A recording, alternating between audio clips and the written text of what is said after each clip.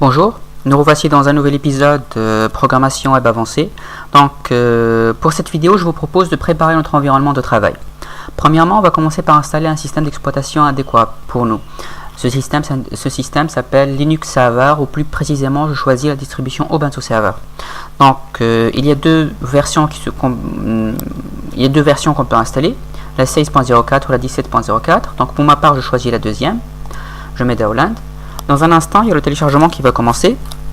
Je vous propose de le mettre dans un endroit récupérable. Bon, on peut aller dans Download et le télécharger. Donc, pour ma part, c'est déjà fait. Je ne vais pas retélécharger. Là, c'est le deuxième logiciel, c'est VirtualBox. Donc, ce logiciel va nous permettre d'installer Ubuntu Server sans avoir à repartitionner le disque dur. Cela dit,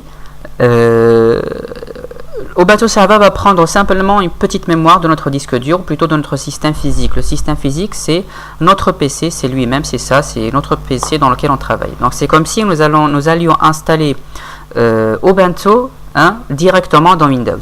Donc moi je ne suis pas sur Windows, mais ce seront les mêmes étapes à suivre. Donc moi je suis sur Linux, Ubuntu, mais si vous êtes sur Windows, vous allez suivre les mêmes étapes. Donc là c'est la page pour télécharger VirtualBox.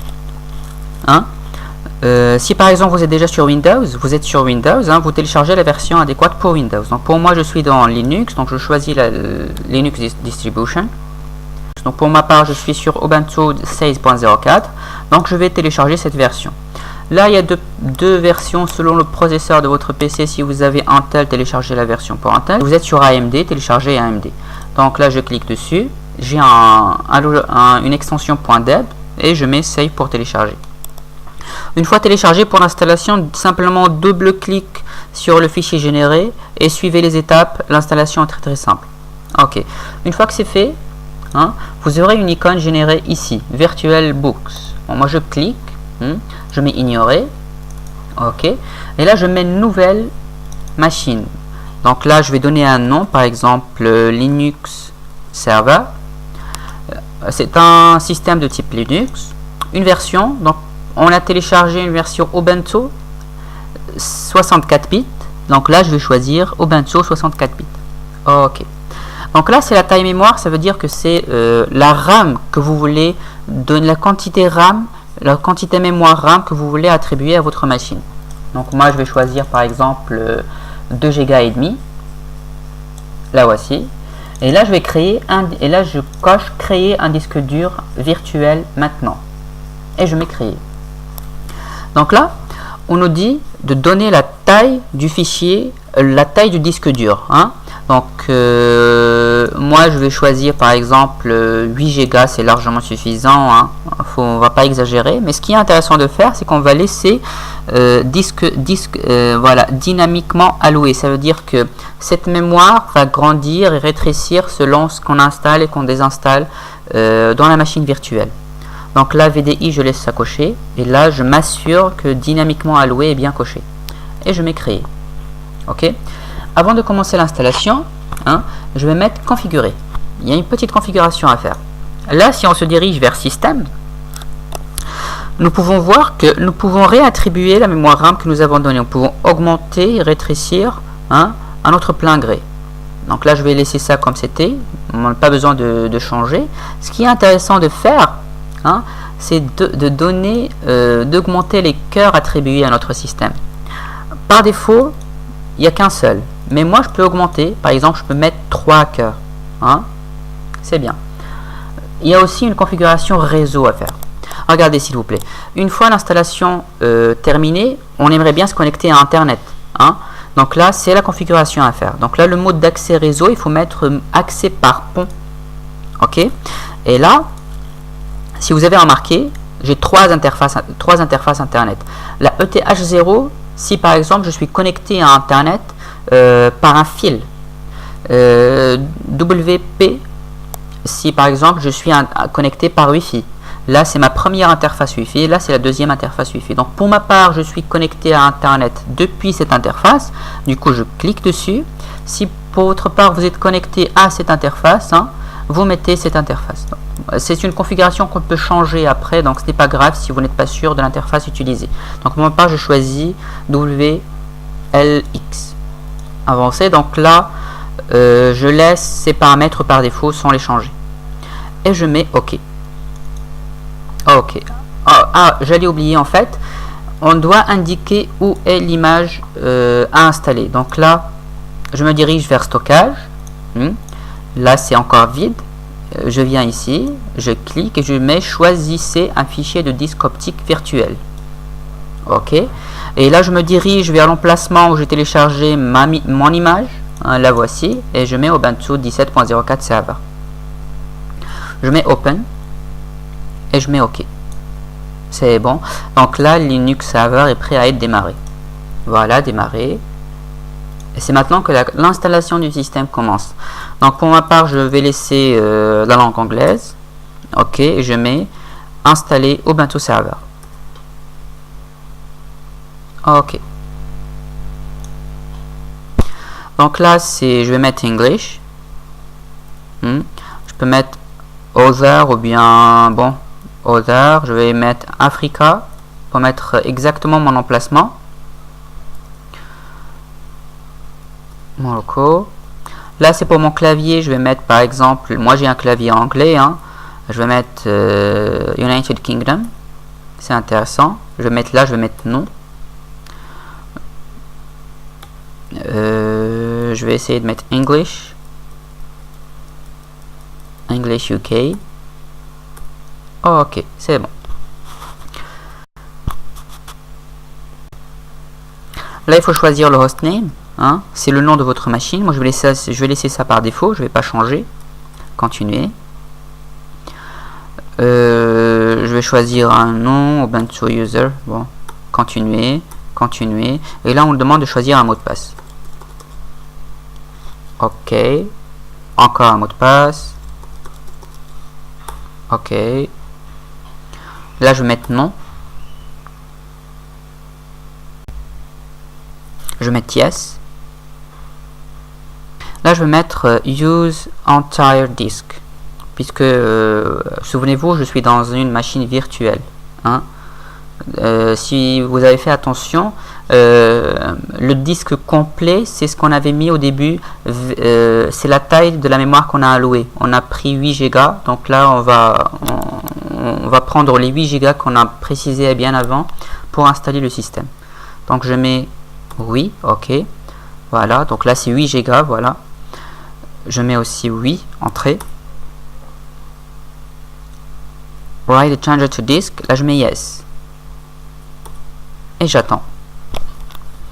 Donc là, vous pouvez laisser ça par défaut, s'il n'y a aucune information à mettre, mettez OK simplement.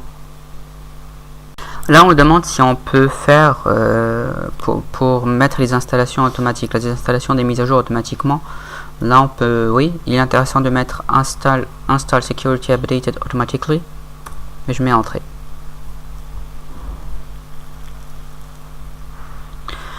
OK. Donc là, là, cette partie est très importante. Là, on nous demande d'installer des logiciels par défaut. Il y a par exemple DNS Server. On peut mettre oui, on peut mettre non, mais bon, moi je vais pas le mettre, je vais pas le faire. Ce que je vais mettre, c'est installer LAMP Server. LAMP Server, ça veut dire qu'on va permettre d'installer Apache, MySQL, et automatiquement, et PHP automatiquement. Donc je mets oui.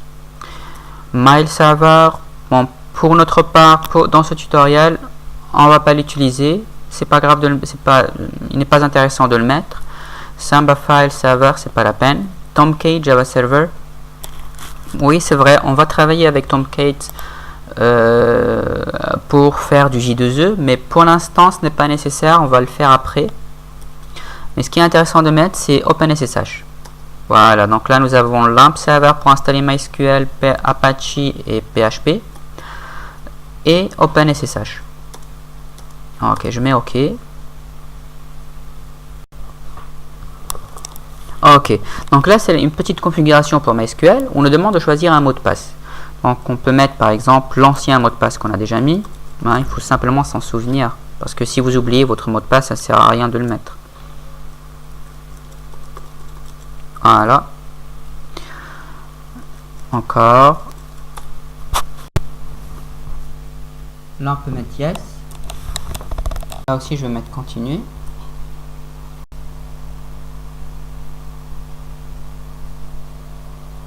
Okay.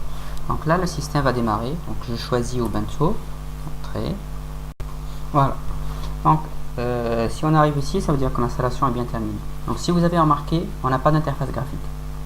Et oui, parce que sur Ubuntu Server, il n'y a pas d'interface graphique. Hein. On va travailler en ligne de commande sous Ubuntu Server. Donc, pour rentrer dessus, on va taper le login. Déjà, c'était Ubuntu User. Ok, avec un password. Ok, nous voilà connectés. S'il vous plaît, la première chose à faire, c'est d'installer les mises à jour. Donc, ou plutôt, on va essayer d'abord pour voir si on est connecté à Internet. Regardez. Donc, ping, www, on va mettre ping-c4 www.google.com. Ok. Donc là, apparemment, les paquets, hein, elles sont vraiment envoyées au serveur Google. Elles nous reviennent. Ça veut dire qu'on est bien connecté à Internet. Ok. Il y a autre chose à voir. Regardez. Là, nous sommes dans une machine virtuelle. Et là, je suis dans ma machine physique. Donc, je vais mettre Open Terminal. Je vais mettre un ifconfig. Et regardez. Donc là, c'est mon adresse IP. Ok. Il faut savoir que je peux pinguer de ma machine physique vers ma machine virtuelle. Je vais voir aussi mon adresse IP de la machine virtuelle. La voici. Donc là, je vais mettre un ping. Ping. 29. Ok. .168.1.2. Je vais pas oublier mon C4. Voilà. Donc là, apparemment, les paquets vont et reviennent de ma machine virtuelle à ma machine physique. Je vais essayer de faire la même chose. Je vais mettre ping 192.168.1.54. Voilà. Donc là, les paquets viennent et reviennent de ma machine physique à ma machine virtuelle. Ok, je mets CTRL-C pour arrêter. Donc là, cela est possible, s'il vous plaît, grâce à la configuration qu'on a mis bien avant. Donc là, on est parti vers Linux Server, on avait mis configuration, réseau, et on a mis accès par pont, ok, plus l'interface avec laquelle on est connecté à Internet depuis la machine physique. Ok, c'est essentiel, sinon le ping de ma machine physique à ma machine virtuelle ne marchera pas. Cela d'un côté. S'il vous plaît, une fois que l'installation ici est terminée, il faut penser à mettre les mises à jour. C'est très très important. Donc pour ce faire, mettez sudo su pour se connecter en super utilisateur. Là, je tape mon mot de passe, je mets entrée. Donc là, je suis en super utilisateur. La première commande à taper est apt-get update et vous tapez entrée. Ok. Donc là, il y aura un long processus, ou plutôt laisser faire en fait, laisser suivre. Moi, je vais arrêter parce que la machine, je l'ai déjà installée. Là, je suis simplement en train de vous montrer comment faire. Donc, une fois que l'apt-get update est terminé, vous mettez apt-get upgrade. Ok. Et vous mettez entrée. Comme ça, les mises à jour sont installées. Une fois terminé, s'il vous plaît. Ce qu'on va faire, ce qui est bien, c'est que on va installer une interface graphique dans Ubuntu Server. C'est important parce qu'on aura besoin d'un éditeur de texte. C'est vrai qu'il en existe en ligne de commande, mais il serait aussi intéressant de travailler avec une interface graphique. Hein. C'est plus simple et plus facile. Donc pour installer une interface graphique sous Ubuntu Server, on peut mettre apt-get install Ubuntu Desktop et vous tapez entrée. Mais bien sûr, après avoir installé les mises à jour. Ok. Fin de cet épisode. J'espère que vous avez tout compris et à très bientôt.